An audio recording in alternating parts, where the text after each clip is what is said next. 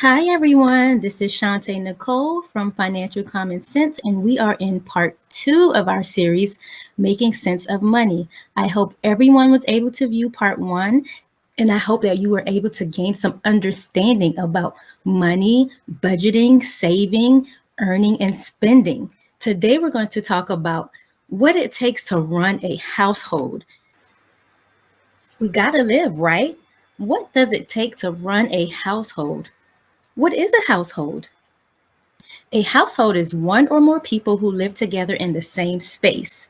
I put space because it could be a house, apartment, or condo. So it's everyone who lives under the same roof. In order to maintain or manage a household, you must pay bills. Well, what are bills? Here are some examples.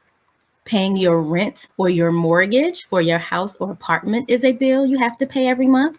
Your cell phone bill, do any of you have cell phones? You have to pay that bill in order to use your cell phone. Maybe the Wi-Fi bill, that's how we get on the internet.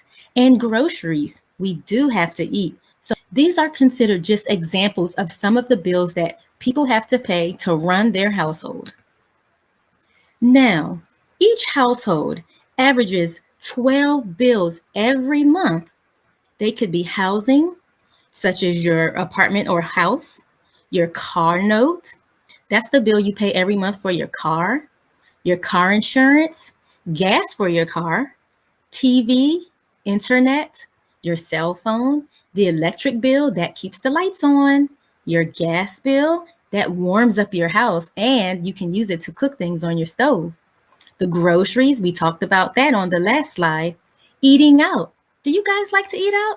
I know I do, but it can be very expensive. I love Chipotle. I love Chick-fil-A. I love pizza. Do you guys eat out?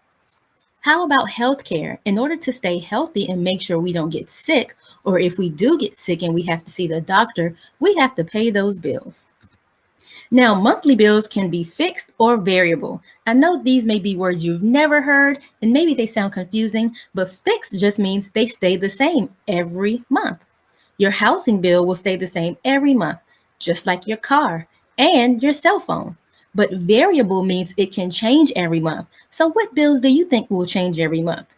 Groceries is a good example. Do you buy the same exact groceries every month? No, you may put some things back one month. You may add something else to your list another month. Also, your electric bill. Maybe in the summer when you run your air conditioning and it's really, really hot outside, maybe your electric bill will be higher than it will be in the fall when it's a little cooler. Guess what? Can you guess how much the average total monthly household bills are? Take a wild guess. Are you ready? $3,000 to $5,000 each and every month. Wow! Isn't that crazy? Well, how do people pay their monthly bills? With money. Typically, you go to work, you earn a salary or wages, which is basically money from working your job. You get a paycheck every month. Some people get paychecks 2 times a month. And where do you put your paycheck? Remember in part 1, we discussed something called a checking account. This is where you put your paycheck to get your money.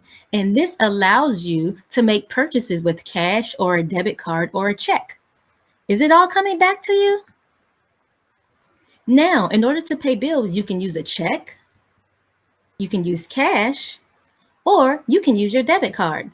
Remember, when you use your debit card, it takes money from your checking account whenever you make a purchase or pay a bill. Oh, when you earn a paycheck and you have monthly bills, it is so important to do what? Budget, budget, budget. Do you guys remember how we talked about budgeting in part 1? What is a budget? You take your monthly income, you subtract all of your expenses and your bills, and you see how much you have left. Do you remember when we talked about this in part 1? I hope you do. If not, you can always go back and watch again. In order to make sure you're budgeting, you have to balance. What does that mean? Well, on a check registry, which we'll talk about in the next slide, you write your beginning balance, you subtract your expenses, and in this case, your bills, and you see how much you have left. So let's talk about this really quickly. This is what your registry would look like. So let's use this example. You start out with $10 and you go to the grocery store and you spend $5. You list your starting balance, which was $10. You bought groceries for $5. So now we subtract. How much do we have left? Did you say $5? That is exactly right. This is how you come up with your budget.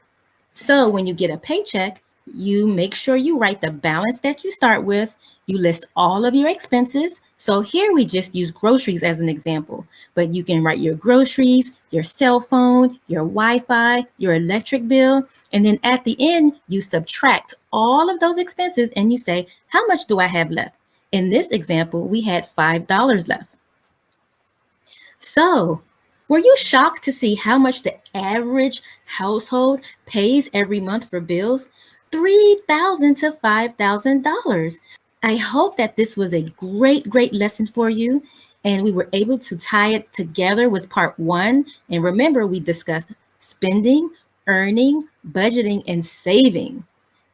Thank you so much for joining me. Again, my name is Shantae Nicole with Financial Common Sense. And I look forward to seeing you for part 3.